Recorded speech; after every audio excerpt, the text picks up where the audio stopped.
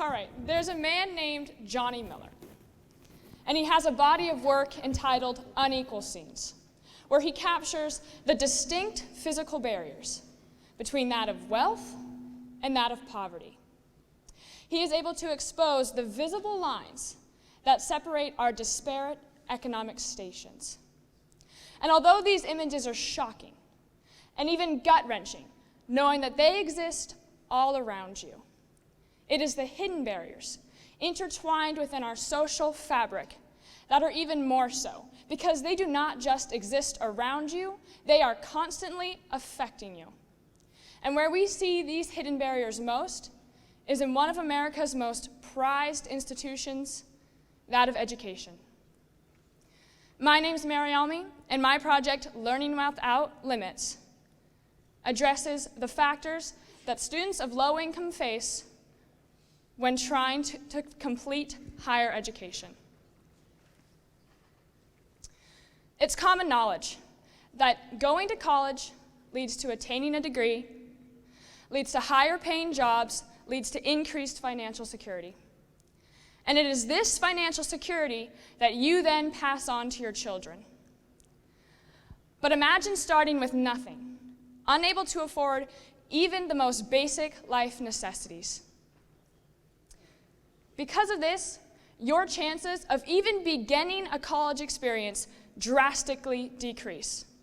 And then without a degree, and most likely without financial security, you then pass this on to your children, and they're forced to fight the same barriers and the same limitations.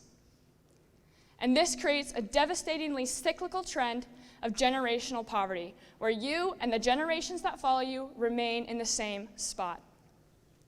And it is this almost inescapable poverty, created by limited access to education, that brings us to question the foundation of the United States, the American dream. Think about, well, we hear it every day, right? The self-made man. But in today's economy, that concept simply is not feasible. Think about all the people who support you here alone daily. Your teachers, the administration, the faculty, the staff, your friends, your family. But if you don't have access to this, then this ideal of starting with nothing and working hard to end with everything simply isn't feasible. By limiting access to education, we are limiting access to the American dream. Robert Reich, a former Secretary of Labor, once said, "The pertinent question is not whether income and wealth inequality is good or bad. It is at what point do these inequalities become so great as to pose a serious threat to our economy, our ideal of equal opportunity, and our democracy." Equal opportunity is driven by equal education. Yet economic inequality is creating learning environments that discriminate against the poor. And our economy, our equal opportunity, and our democracy are being threatened because of it. There are two main barriers that students of low income face when considering their journey to higher education. The first of which is simply securing a spot in college. And the second is actually being able to truly afford the true cost of college. But let's talk about securing a spot in college, because it is much more difficult for students of low income than we could possibly imagine. There are spots reserved in the elite universities of the United States, and they are not being reserved for you. We like to think that the A's we get, the test scores that we work hard to achieve, and the extracurriculars that we dedicate our lives to play a significant role in getting us to where we want to go. Yet this simply isn't true, because it is undeniable that these elite universities, these unimpeachable ivory towers of education, are reserving spots for the connected and privileged 1%. That one golden dot represents the top 1% of the United States, the highest earners in America, whose average net worth is over $10 million. And of that just 1%, 40% of that single dot are attending these elite universities. which means that the acceptance rate for them is much higher than the ones published for you and I. But even worse than this fact is the truth of the matter, that 38 of the most elite colleges in the United States, the ones that you and I aspire to, are accepting more students from just that 1% than the entire bottom 60% of our economic stations. Now, even if you can defy all these odds, and you can overcome the barriers and you earn yourself a spot in higher education, there is still the problem of truly being able to afford it. In reality, tuition only accounts for 20% of the expenses associated with attending college. Only 20%. Books, supplies, transportation, housing, food. These prices are only rising alongside with that of tuition. And because of this, low-income students are forced to take out loans or forced to limit their course load so that they can then increase their working hours. But by doing this, they not only jeopardize their education, they jeopardize their future financial security.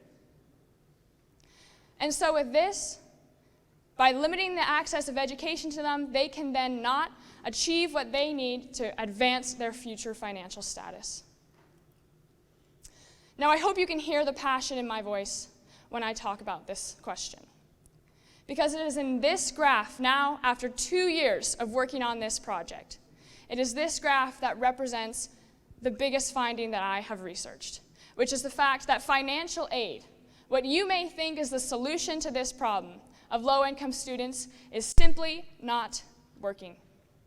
It is simply insufficient. Either it does not reach the people who need it most, or the financial aid is not extensive enough to cover all the problems associated with someone of a limited income.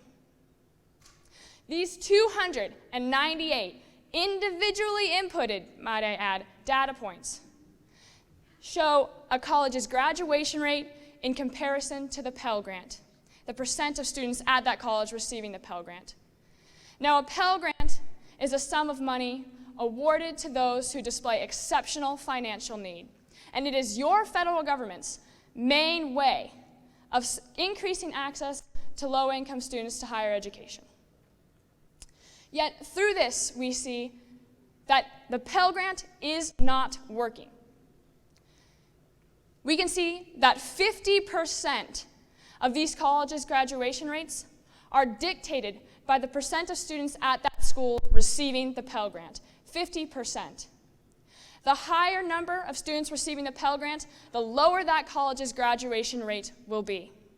And exactly, speaking in numerical terms, a 1% increase of the student body receiving a Pell Grant correlates to almost an entire 1% decrease of that college's graduation rate.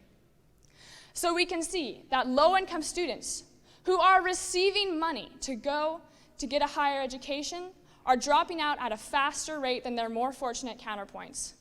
And it is because of this that we then see limited economic diversity in higher education. Now, if we return to the quote of Robert Reich, threatening our economy, our ideal of equal opportunity, and our democracy, we see this threat being manifested through our most influential leaders. The most prominent citizens of the United States are those with the deepest pockets, of a single race, and of a single gender. And this is the threat to our equal opportunity. And it is our job to ensure, by restructuring our educational program, that the leaders of the future are those most suited. And we do this by equalizing education. Voltaire once said, "With great power comes great responsibility." Our power is where we sit right here and right now, a private education rooted in moral values. And our responsibility is to utilize this education to inspire a globally accepting society, where learning environments which forge the keys to success have no dependence on monetary standing. Now, I told you it was Voltaire who said this quote, and you may better recognize it from Spider-Man's uncle. which is fair. But we all know the quote of John Henry Cardinal Newman: "God shall call on me, and I will hear the Lord." Hear the call of the Lord and use that call to make a change. Thank you so much.